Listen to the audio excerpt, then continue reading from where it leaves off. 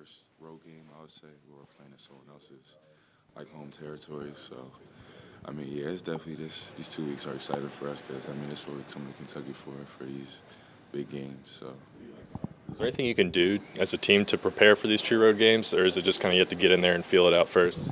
I mean, we just keep on doing what we're doing, preparing the same way, like how we prepare every game, because we look at it the same. So, but obviously, it's hard to put a finger on it until you get into the arena and you're actually playing and stuff like that. But I mean, we're just gonna stick to our principles, play the way we know how to play, and then I feel like we should just dictate how teams play us instead of us dictating. When Kentucky goes on the road in the SEC, and I assume it'll be the same tomorrow night, it's always they say everybody's Super Bowl was the phrase that it's the one sellout of the year in a lot of places. Was it like that at Oklahoma when you went places? Maybe Oklahoma State game. Did you see many environments like that?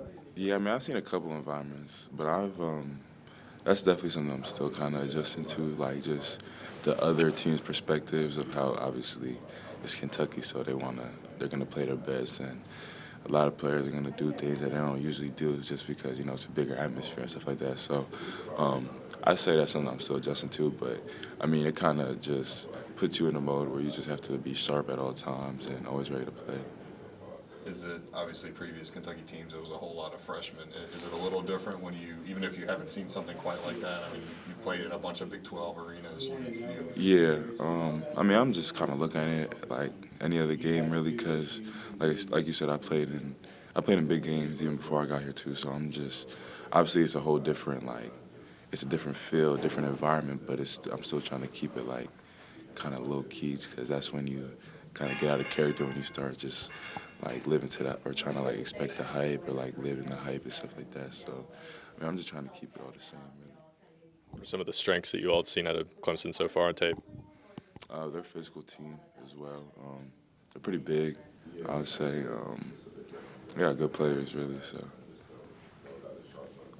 Coach Pope has talked about your consistency, like from game to game to game. Having high energy, and I feel like that's just what I bring to the team. So I'm just trying to be consistent in that, having high energy all the time. Yeah, is that a maturity thing? You think? Is that a deep constant? I know you talked about concentrating on defense because you can always bring that, and then offense might come. Is it that? Is it? It's just kind of just looking at different ways to impact the game. I feel like when you kind of rely on one thing, like say that one thing isn't working, then that's when inconsistency comes. So, just trying to be impactful in multiple ways. I feel like that'll kind of shake away the inconsistency part. So, just being a two-way player, I feel like you get your energy from both sides of the ball, which is big for me. What have you seen from Amari now that you've played 7 games alongside him, especially defensively? What does he bring defensively? I mean, he could switch 1 through 5. We could switch any ball coverage whenever he's out there because he's smart enough to quickly change it on the fly. So, I mean, we definitely just been able to really value him because we know we could take certain risks along the perimeter because if we're sending it to the paint, I mean, we have a 7-foot guy who could jump out the gym, crazy wingspan. So, I mean, he's been versatile both on offense and defense, really. Is that his ability to kind of gobble up space maybe when you don't?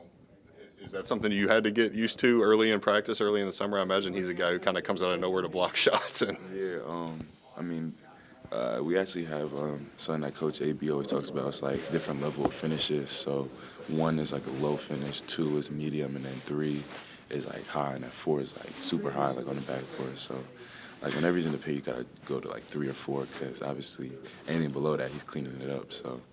I mean, yeah, it's definitely something I had to adjust to, and I know teams are going to definitely struggle to kind of finish around him. Is that something that – because I know that's one of your points of emphasis coming into this season was finishing more consistently at the rim. Did it help going up against him also? Definitely, and he'll even tell you, we definitely push each other this whole summer, in terms of just competing, and then obviously I'm a guard, he's a big, so just finding different ways to get my shot up over him in terms of actually shooting, and on top of that, just finishing as well. How would you say this non-conference slate prepares you guys for one of the toughest SEC schedules in recent years?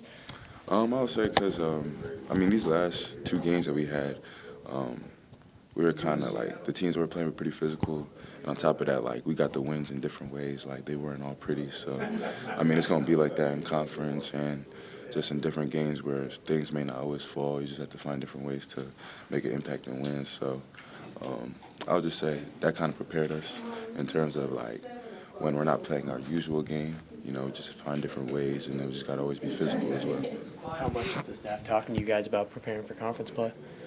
I mean, we're not really talking about it much because we're just trying to stay in the moment and just take it game by game because, like when you start overlooking, that's when you could drop the ball on one game. So we haven't talked much about conference. Really. Is there anything in particular over the last 2 games that you all have seen on film that maybe was different than the first 5 games, or that really kind of bothered you all a little bit and made you play differently? Other than the physicality from the other teams. Nah, I would say we didn't make shots really in the past 2 games, so that was kind of the biggest thing I was saying. The ball's gonna fall. Sometimes it's not gonna fall. So, in terms of our defense, like we played really well. We played really good defense because we weren't scoring that well, so we had to get stops and create our own energy and stuff like that. So, I think we did pretty good all around, really. How do you approach a week like this where you've got 2 pretty late games and then, like, you're going to Clemson, but then you're going across the country? Actually, I've never been a part of like a schedule like this where you play Tuesday and then Friday, and they're both away games and they're late. So, it's gonna be an adjustment for me, but we're basketball players, so we're gonna be ready to play whenever it's time. Are you a night owl? Do you like a late game? I actually do. I am a night owl, but I do like late games just in terms like I think of it as prime time really because everyone's off of work or whatever they're doing. They're home. They can watch the game. So that's kind of just how I look at it. How do you guys match up with Clemson? They're big, they're fast, physical. I think we're big, fast, and physical as well. So it's gonna be a good matchup. They're a good team.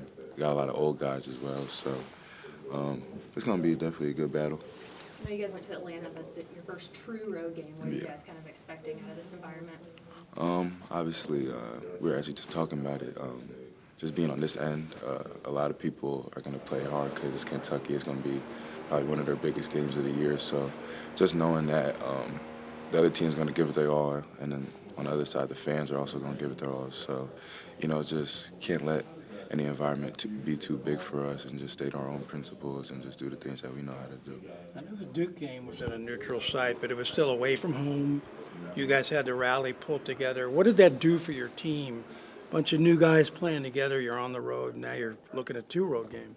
Yeah, that one was our first test because we faced a lot of adversity in that game. So just being able to see that we were able to grow from it and still find a way to win. That's huge on the road because sometimes you're not always going to get the whistle, you're not always going to get the ball to fall the right way that you want to. So, just finding different ways, and I think we did that. So these 2 road games are definitely we're gonna have some ups and downs, but as long as we get through it, which we will. We've seen reports that Coach Book wants you guys to memorize the scouting report or know it very thoroughly. Is that any different than where you were previously? No, that's not different, but he will actually kind of test you on it, which is a little different for sure. But in my last program, if you're not memorizing the scout, then you're not really doing what you're supposed to. So, it's just huge on everyone to remember the scout because even if you're not gonna play, you might actually play. Say we have foul trouble, so it's just key on everyone remembering their own scout. How does he test you? In shoot around, we'll all just line up, and whoever your matchup is, or it doesn't even have to be your matchup. He'll just ask you something like, "Give us 3 words to describe this guy," and we'll have to do that. Does he Keep go everybody in? on your toes? Keeps everybody on their toes? Yeah, You kind don't of like wanna school a not little know bit. when Exactly. everybody else knows? Exactly. Yeah. Does he go in depth more in his scouting reports than maybe other guys you played for? Yeah, we take film pretty serious, I would say. Obviously, he wants to give us the best breakdown he can possible so that we can have the tools to be successful. So. What does a typical film session look like? Like, how long is it? What are kind of the practices? Who's leading it? Things like that. It's different. It changes depending on who has a scout and stuff like that. But, yeah, it really just varies, I would say. You ever been to Seattle? I'll probably ask you some repeat questions, but just what can you tell us about Clemson? What do you think they'll bring to the table? They're a physical team, kind of like Georgia State and Western Kentucky. So just kind of matching them on that, and then just rebounding too. I feel like they're a good rebounding team. They've got a lot of tall guys. I think 6'11" from the 3 spot down. So it'll be a physical game for sure. Is it nice having those last two games be really physical, kind of help you prepare a little bit? Yeah, for sure. We didn't realize those 2 games were going to be physical, but now that we kind of see the level of physicality the teams are bringing, I feel like just keeping it at that level for us and bringing it to the next game will help us a lot. So. About going into a true road environment obviously you guys played in Atlanta, but I think you had more fans than Duke did for that game. What do you think the atmosphere is going to be like tomorrow night? Yeah, it'll be a lot of noise against us, but it's going to be like that throughout the whole season as we go into SEC play. So it's a good test to kind of go into somebody else's arena. It'll be fun though, for sure.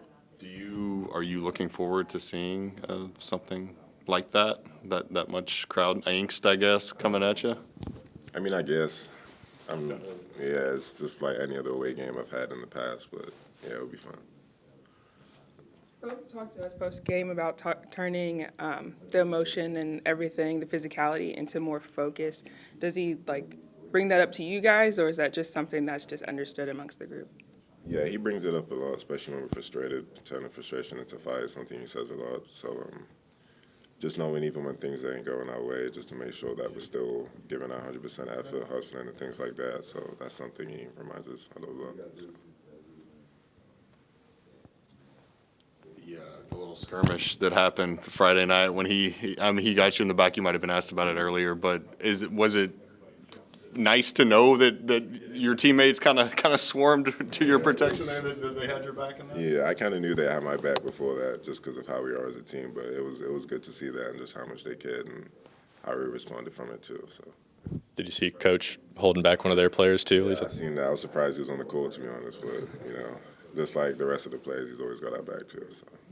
I was talking to Otega about just kind of what your film sessions look like, and he said it's a little bit different from game to game. Just what does film sessions look like for you all, and is it different from when they were at Drexel, and kind of who leads them, how long are they, things like that? They're definitely a lot longer for sure. Just watching all of their actions, every tendency the players have, just kind of dissecting how, what they do and who does what. So it's definitely longer than anywhere I've been before, but yeah, it's definitely detailed. So. How important do you think that is, and do you think it's actually paid off, on the floor? Have you seen those results translate, I guess? Yeah, it's important for sure, because I feel like a lot of the actions we were able to stop just in the flow game just by knowing what they do. So it's helped us win 7 games so far, so we're going to continue to do that. Have you been able to see, when they call out sets or get into their actions, have you been able to notice, hey, I saw that, as it's happening? Yeah, for sure. Be able to take away passes, especially Lamont does a great job at it too, and Otega jump in the passing lanes, and that's just from watching film and knowing where the ball's going. So. We heard that Pope quizzes you guys during shooting lines. What's kind of what some of the questions that he would ask?